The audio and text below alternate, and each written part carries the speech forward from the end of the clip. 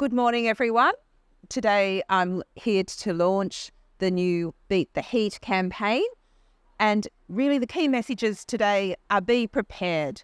It may be a little bit cooler today, but the hot weather will be with us before too long. And it's really important that we think ahead now. How are we going to keep our houses cool? How are we going to care for those that are most impacted by heat, particularly young people, older people, and those with medical conditions? What we're doing now to have those discussions, and then what we'll do on the day. Go to our website. We've got some great information about the signs and symptoms of heat and how it can impact. And what we want people to do is act early, stay cool, act sensibly, and be prepared and care about those around you. I've got with me today Marty, who's probably got some really lessons of what not to do as an ambulance officer. You've probably seen it all. So Marty, do you want to just sort of tell us what your key takes are? Yeah, sure. Good morning, everyone. Apart from what Dr. Chance talked about being prepared for hot weather and knowing how to avoid feeling the effects of heat illness, one of the important things is on the day, when you know there's extreme heat coming, choose your activities carefully. Try and stay indoors where you can. Keep your house cool. If you have to leave your house for recreational activities, think about those indoor activities. Go to a movie, go to a shopping centre. Please avoid doing the lawns or climbing up on your roof or doing real exertional activity during the heat of the day. If you are an active person and you're going to be exercising, the early mornings or late in the evening are best. And with anything, prevention is better than cure. Stay hydrated throughout the day. Keep drinking throughout the day. Carry the water around with you at all times, and try and prevent having heat-related illness affect you and your family and your loved ones. Happy to take some questions. Yeah, Dr. Chan, just on rising COVID cases. So, is there anything that New South Wales Health can do that they're not doing at the moment to I guess, limit the impact of these rising? Well, as always, we want to take COVID is increasing in the community. We've got levels of from moderate to high levels of COVID transmission in the community. So the key message is COVID is out and about.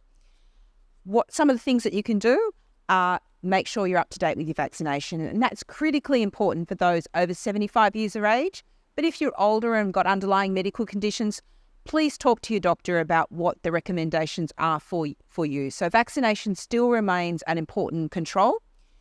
What we're suggesting is people are aware that COVID activity is increasing, and so if you want to plan those social gatherings, and particularly if you've got your elderly grandparents, elderly family friends, choose outdoor environments.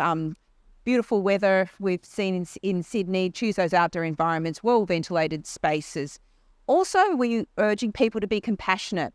There will be those people that will be wearing masks, and that's because they may have underlying health conditions, may be carers for people with underlying health conditions, and they want to take that extra protection in avoiding COVID. Also, you may be asked to wear a mask in certain situations. So if you're going into a GP surgery, you may be asked to wear a mask. Please comply with that. That's about keeping others safe. If you've got COVID or any viral illness, what we're suggesting is you just stay at home. A lot of people can work from home easily. Don't spread your germs around. Don't visit aged care facilities. Don't go and visit hospitals. So that sort of proportionate range of measures, we really want to embed in the community going forward. We know that there's been lots of viral illnesses around COVID, influenza, RSV. Those simple steps can keep you and the ones you care about safe. So, you're not looking at mask mandates in hospitals, for example? So our hospitals work within a framework that they can raise and lower their infection control.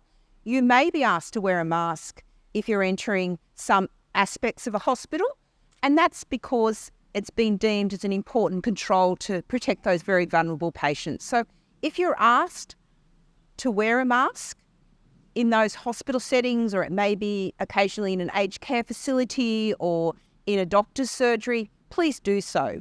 There's reasons for that. It's about keeping you safe or others safe in that setting. And have you had any updates on when the XBB vaccine will be available to people in New South Wales? It was approved on the TGA Look, we would expect that it would be available in coming months, but we don't have any firm date. That's probably best directed at the Commonwealth Health Department. Another probably another federal one, but the national COVID hotline I think ends at the start of December. Do you think that should be left open considering that we do have this increase in infection? We're really very much managing COVID as we do for other respiratory conditions. So earlier on, I responded by stay at home if you've got any viral cough or cold. We don't want to share RSV around. We don't want to share flu around. We don't want to share COVID around. We're really moving to incorporate our response to COVID as we do for other respiratory viruses.